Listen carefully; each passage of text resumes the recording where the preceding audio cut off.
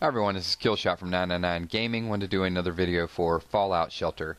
And I know I said that I wasn't going to do a whole lot more of these once I hit 200 dwellers, but there is still some entertainment value in this game, and I'm going to show you a few things that you can do. I'm calling this mastered gameplay because things are going to happen a lot faster once you have 200 dwellers and your Fallout Shelter just drops down as many levels as mine has. I don't know, like 10, 12 levels deep here.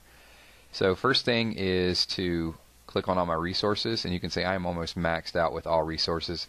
And I logged on maybe about 6 hours ago, so for just logging on for a few minutes and my resources stay that high is really productive. It's always nice when a Clash of Clans notification comes up when you're doing a Fallout Shelter video. So now that that's gone, you can see these are the two people that I've dropped out into the wasteland. And they're gaining some nice levels, but they have real high luck value, and I'll talk about how you do that. Once the higher the luck, the better gear they're going to find when they're out there. So you do want to have just some of the game rooms and everything set up to increase your luck. So you can see over in the far right column, the third column, I'm clicking on all these bottle caps. This is my leveling area. So I've got a weight room, I've got a game room, I've got a lounge. So I'm going to work on charisma, I'm going to work on my perception, I'm going to work on my strength. So all the things that you build up to increase your resources. And that's why my resources are just producing so fast. Is two things that are going to help them. Is number one, you train them up, and number two, the better gear you put on them for that specific room is going to help them as well. So we'll just pan in here a little bit, and you can see I'm just going to pick up a couple of these dwellers, and I wished I would have did this early on in the game. So if you're just starting this game for the first time, use this as a guide. Over on the far right side where I'm dragging and dropping, that's the actual gym, and that's the training. So instead of dragging all the way across the room or going through your list of assignments, because sometimes it lags and it's a little bit hard to assign a person to a room, it's always nice if you build the training above the type of room. So for example, if you want a radio station is charisma, and then the thing for the charisma I think is the lounge. So you put the lounge above the radio station, you can just drop it right down, and then you can flip-flop the people that are training and the people that you want to get inside your actual room. So you can see, even though I've only been doing this video for a couple of minutes, I've already got some things reproducing and getting me more supplies. And that would probably be one of the not that it's a negative, but one of the real callbacks I have for the game. It's hard to get a flow with gameplay because a lot of times you have to stop and you got to click on the room. And if you don't click on these rooms fast enough, it won't gather the resource and keep regenerating.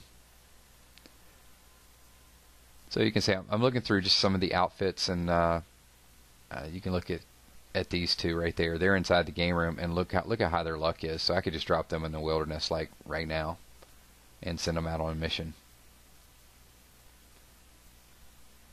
So click on a few of these. This is kind of, as I mentioned before, you're in the middle of doing something and then you got to stop and you got to gather these resources. Electricity is maxed out. Food is almost maxed, and water is pretty close as well.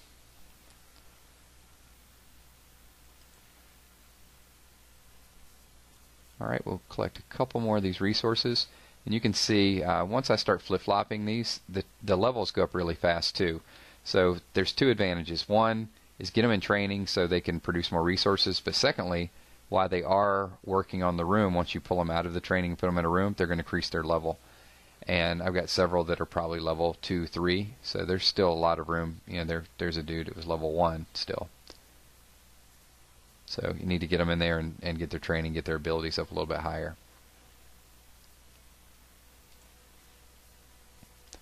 There's Danielle Hall. She actually, the last time I sent her out in the wilderness, she came back with I think about 20 items. I had to build separate storage rooms just to accommodate what she brought back.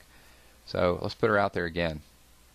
And we'll send her out with 25 stim packs as the maximum. I don't have a whole lot of the radiation, the radaways there. Hopefully she won't need it. And then right after we drop it, we've got to click on some more rooms. So good stuff. I'm going to do a couple more of these videos, and once again I'm calling them Master Gameplay. I do want to send out a couple special shout outs to some fellow gamers. To Game Hunter, who recently followed me on Twitter, and also I saw Cherry Blossom as well. A lot of Twitch TV and some Batman, so I'm watching you guys as well. thanks for all the support. Gaming community is a pretty tight gaming community. Once again, my name's Killshot. Subscribe below. Peace.